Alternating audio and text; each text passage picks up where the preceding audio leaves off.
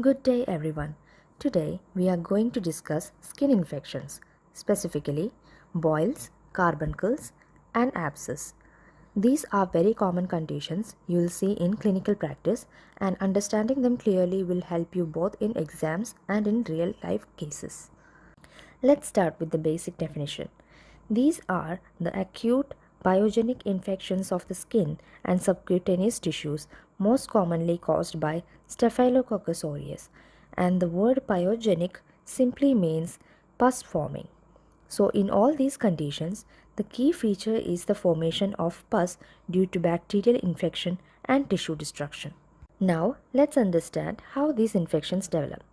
Normally, our skin acts as a protective barrier, but when there is a small break in the skin, such as a cut, abrasion, or even blockage of a hair follicle, bacteria can enter. Once bacteria like Staphylococcus aureus enter, they multiply rapidly and release toxins and enzymes that damage the surrounding tissue.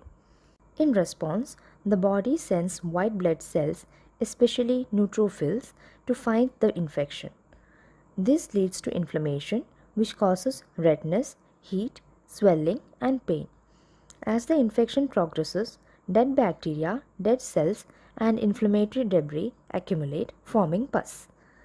This collection of pus may remain localized or spread depending on the severity of the infection.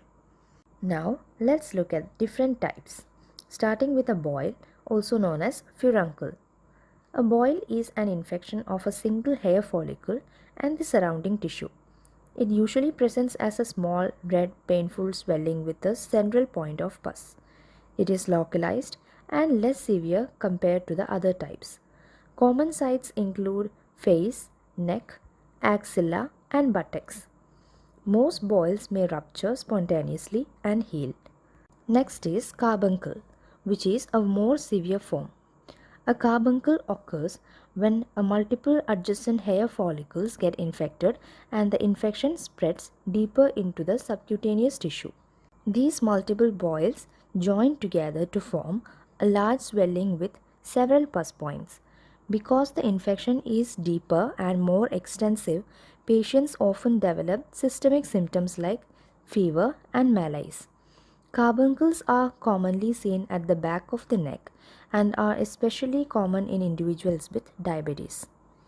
Now, coming to abscess, an abscess is a localized collection of pus in a cavity formed by tissue destruction. Unlike boils, abscesses are not limited to hair follicles and can occur anywhere in the body. Clinically, an abscess presents as a painful swelling with redness, warmth, and a very important sign called fluctuation. Fluctuation means that when you press the swelling, you can feel the movement of fluid inside, indicating the presence of pus. Now, let's talk about the causes. The common organism is Staphylococcus aureus. Risk factors include poor hygiene, minor trauma, friction from tight clothing, and conditions like diabetes, which reduces immunity and make infections more severe and recurrent. Immunocompromised states and malnutrition also increase the susceptibility. Epidemiologically, these infections are more common in warm and humid climates and in areas with poor hygiene and overcrowding. They can affect all age groups but are more frequent in individuals with underlying conditions like diabetes. Clinically, these infections present with the classic signs of inflammation, that is pain, redness, swelling, and warmth. A boil presents as a small localized swelling. Carbuncle presents as a large deep swelling with multiple pus points and systemic symptoms, and abscess present with a fluctuant swelling filled with pus. In severe cases, fever and general malaise may be present. Diagnosis is mainly clinical based on examination. However, certain investigations may be done when needed. Pus cultures help identify the organisms and guides the antibiotic therapy. Blood sugar testing is important to rule out diabetes, especially in recurrent cases. Complete blood count may show elevated white blood cells indicating infection. Ultrasound can be useful to detect the deep abscesses. Now coming to the management, which is very important, the general principle is simple. If there is pus, it must be drained. Antibiotics alone are not sufficient because they cannot penetrate well into the pus-filled cavity.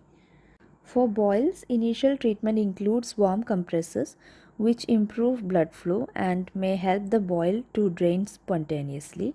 If needed, antibiotics and pain relief can be given. For abscess and carbuncle, the treatment of choice is incision and drainage. This involves making a small cut over the swelling, draining out the pus, breaking any internal loculations, cleaning the cavity, and applying a dressing. This is the most effective treatment.